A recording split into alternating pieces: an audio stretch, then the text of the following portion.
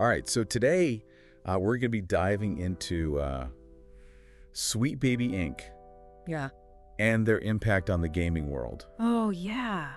Sweet Baby Inc. Yeah. They've been making some serious waves. Yeah, they've been making a name for themselves, that's for sure. Yeah. And not always good ones either, right? Yeah, not always good ones. Yeah.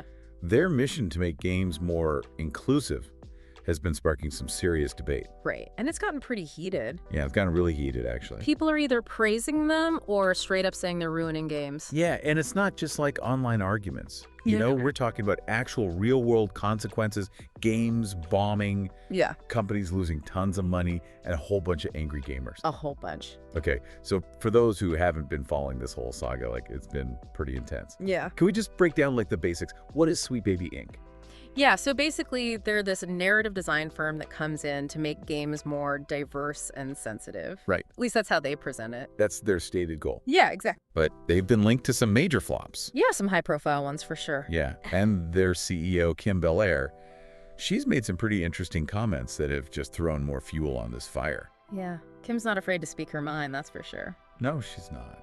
And that's part of what makes this whole thing so fascinating. So let's just get into it, like break it all down, how they do what they do, all the controversies, the financial fallout, and ultimately like the big question, right? Yeah. Are they actually making games better? Right. Or are they pushing away the very audience that they're claiming to be helping? Yeah, that's the million-dollar question, isn't it? It really is. Really is. Okay, so let's start with like the foundation. Okay. What exactly does Sweet Baby Inc. do? So they offer this range of services like narrative design, cultural consultation, sensitivity, reading, stuff like that. Okay. And on paper, it seems like they want to bring more diverse voices and perspectives into games. Okay. And that, on the surface, sounds like a good thing, right? Right. I mean, who's going to argue against diversity, right? Yeah. Diversity is generally seen as a positive thing. Yeah, exactly. But how they do it is kind of where things get a little messy. Right, it's the how, not the what. Yeah, exactly. You know, and that's where the critics come in. They say that Sweet Baby Inc.'s approach isn't really about adding diversity. Okay. It's more about forcing a specific ideology onto existing games, often like super late in the development process. Okay, so it's not so much like, let's build this thing from the ground up to be inclusive. It's like, let's take what's already there and jam it in. Yeah. Yeah, exactly. And you know, we've heard whispers of developers being pressured to change characters, Right. storylines, dialogue to fit a certain mold. Is there any truth to that? Well, Kim Belair herself hasn't exactly been quiet about her tactics. Okay. There's this clip going around where she's literally advising developers to terrify their marketing teams into hiring Sweet Baby Inc. Oh, really? Oh, yeah. She Yeah. literally says, just terrify them with the possibility of what's going to happen if they don't give you what you want. Oh. So it's less like, let's have a collaborative process, and more like, you're going to do this or else. Yeah, it's a bit aggressive. Yeah. I mean, would you want to work with someone who comes in with that attitude? No, not really. It's not exactly inviting, is it? No, it sounds a little hostile. It does. Right. And so you got to wonder, like, how many developers have actually felt pressured to work with them? Right. Are they scared to speak out because they think they're going to be blacklisted or something? I mean, it's possible, right? No one wants to be the one to speak out, and then suddenly they can't get work. Yeah. But, you know, we have heard from some developers anonymously saying that Sweet Baby Inc.'s involvement often feels more like a last-minute scramble to tick diversity boxes, Right. rather than a genuine effort to create nuanced and well-integrated representation. Okay. So it's like putting a Band-Aid on something rather than actually trying to fix the problem. Yeah, exactly, like checking off a list, Yeah. rather than really thinking about how to make things better. Okay, and this raises the question then, is it actually making the games better, or is it just alienating a portion of the audience? Right. And that's the key point. If you're alienating your core audience in the name of inclusivity, you're not really achieving anything, are you? No, you're just creating division. Exactly. You're just dividing people even further. Yeah. And that's not helpful for anyone. So we've got this company that seems to be using some questionable tactics, but how is this actually playing out in the real world? Are there like specific examples of games that have been affected by Sweet Baby Inc.'s involvement? Oh, absolutely. And this is where things get really interesting. Let's take Suicide Squad. Kill the Justice League. Okay. Big game, lots of hype, but ended up being a major flop. I remember that one. Sweet Baby Inc. was involved in the writing, And a lot of critics and gamers pointed to the writing as one of the weakest points. I vaguely remember something about the portrayal of Deadshot. Wasn't there some controversy around that? Oh yeah, big-time gamers felt like his character was just a stereotype. Way too many basketball references and just lacking depth. So not a very nuanced portrayal. Yeah, not at all. And remember, this game was published by Warner Bros. Discovery, Big company. massive company, and they had to take a $200 million impairment charge because the game did so poorly. Whoa, $200 million. No, that's a lot of money. That's a lot of money. Basically, they had to admit they messed up big time. So for our listeners who might not be familiar with financial jargon, can you explain what an impairment charge actually means? Yeah, imagine you spend like $200 million on a brand new car, right? Okay. And then you find out it's actually a rusty old clunker, barely worth anything. Okay. That's basically an impairment charge admitting you lost a ton of money because your investment was a dud. Ouch. Yeah, it's not a good look. So while we can't, fully blame Sweet Baby Inc. for the game's failure, Right. their involvement in the writing is definitely raising some eyebrows. Oh yeah, for sure. Does their focus on pushing this specific agenda overshadow the core elements that make a game fun and engaging? It's a valid question, and it leads us to another interesting development, the Sweet Baby Inc. detected list on Steam. Oh yeah, I've heard about this. So it's basically a curated list created by a Steam user, and its sole purpose is to identify games that Sweet Baby Inc. has worked on. So it's like a warning label for gamers who are like, Oh, exactly, like a buyer beware sign. Okay, so gamers are actively trying to avoid games that are associated with Sweet Baby Inc. It seems that way, and what's even crazier is that Sweet Baby Inc. tried to get this list removed, and the creator banned from Steam. Really? Oh yeah, they argued that it was discriminatory and harmful, but their attempt to censor it totally backfired. So a classic Streisand effect. Textbook Streisand effect. For those who don't know, can you explain what that is? Yeah, so the Streisand effect is basically when someone tries to suppress information, and it ends up getting way more attention than it would have otherwise. Yeah, it's like trying to put out a fire with gasoline. Exactly, you just make things worse. So Sweet Baby Inc.'s efforts to shut down this list just made it more popular? A lot more popular. It's got a huge following now. Okay, so we've got unhappy gamers, a high-profile flop, a company that seems to hate criticism. This is just the tip of the iceberg. There's more. Oh yeah, we haven't even gotten to the allegations of misconduct at a game studio that hired Sweet Baby Inc. And then there's Kim Belair's personal life, which is a whole other can of worms. Oh boy, this is about to get juicy. Buckle up, everybody. Things are about to get wild. All right, welcome back to the deep dive, where we're picking apart this whole Sweet Baby Inc. situation. So we've seen how their methods and their CEO's comments, they've raised some red flags. Yeah, some serious red flags. But let's dig a little deeper into another case study that really highlights what's going on A44 Games, the studio behind Flintlock. Okay, Flintlock. I've heard some whispers about this one. Yeah, so according to a supposed insider, the COO of A44 Games, Andrea Topps-Harrow, hired Sweet Baby Inc. to make some pretty big changes to the game. Like what kind of changes? Well, including changing the protagonist's race. Hold on, changing the protagonist's race. Yeah. That seems like a pretty drastic move, especially if it happened late in development. Exactly, and according to this insider, it wasn't just like a simple cosmetic change. It involved rewriting dialogue, adjusting the character's backstory, even impacting the game's marketing materials. So a pretty significant overhaul. Yeah, a major one. And I'm guessing this didn't sit well with everyone at the studio. You guessed it, the insider claims that this caused a lot of internal friction. Some employees felt like their creative vision was being compromised. So not exactly a smooth process. Not at all. And to make matters worse, this same insider alleges that Topps-Harrow was misusing company funds and denying raises to employees while pushing this agenda. So essentially using company resources to further her own goals. That's what the insider is claiming, and it gets even more complicated because Topps-Harrow is also the head of Inclusion FX. Inclusion FX? Yeah, a company focused on promoting diversity in the VFX industry. Okay. So you have this potential conflict of interest where she's allegedly using her position at A44 Games to benefit her other company. So you're saying she was potentially using A44's resources for her own personal gain? That's what the insider is alleging, and they claim there's evidence of this. A44's UI artists were even tasked with creating assets for Inclusion FX's website. If that's true, that would be a clear case of misusing company resources, potentially even embezzlement. It's a serious accusation, and it adds another layer to this whole Sweet Baby Inc. saga. It's like their involvement is linked to all these questionable practices and internal turmoil. It's definitely a pattern worth noting, and it feeds into this growing sentiment that their approach to inclusivity might be doing more harm than good.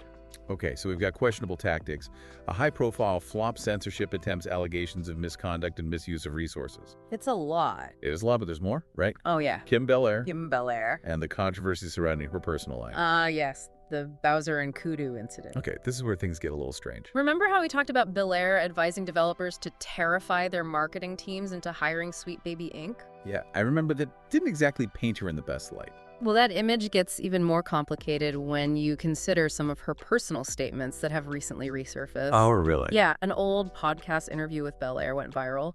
And let's just say it doesn't exactly align with her public persona as a champion of sensitivity and inclusivity. Okay, I'm intrigued. What did she say? In this interview, Belair openly admits to being physically attracted to Bowser, the villain from the Super Mario franchise. Bowser. And she didn't just say she found him kind of cute. She went into detail about scrolling through explicit Bowser images on Tumblr. Wow, that's a unique preference, to say the least. It's definitely out there, and for someone who's built her career on promoting sensitivity and inclusivity, it does seem a bit jarring. It's a bit hypocritical, wouldn't you say? You could say that, and it gets weirder. She also expresses a strong attraction to kudus. The kudus. Yeah, a type of antelope. She even talks about owning a kudu skull and uses phrases like thick, girthy necks and very beautiful, handsome faces to describe them.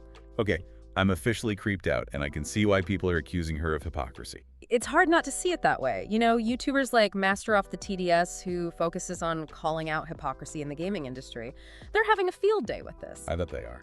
Pointing out the contrast between her public condemnation of those she deems problematic and her own seemingly contradictory behavior. Do as I say, not as I do. Yeah, exactly. And that kind of double standard doesn't exactly inspire trust, especially when you're trying to position yourself as a moral authority. It creates a sense of distrust. Exactly. And this perception of hypocrisy is further fueled by her aggressive tactics and her attempts to silence dissenting voices. So it's like a whole package of things that are contributing to this negative image. Yeah, it creates this image of someone who's more interested in pushing their own agenda than engaging in genuine dialogue. So we've got a company with a questionable approach to inclusivity, a CEO who's facing accusations of hypocrisy, and a growing number of gamers who are actively trying to avoid games associated with them. But what about the bottom line? Right. Are these controversies actually impacting the financial performance of these games? That's the million-dollar question. And the answer seems to be a resounding yes. We've already talked about Suicide Squad and its massive financial failure.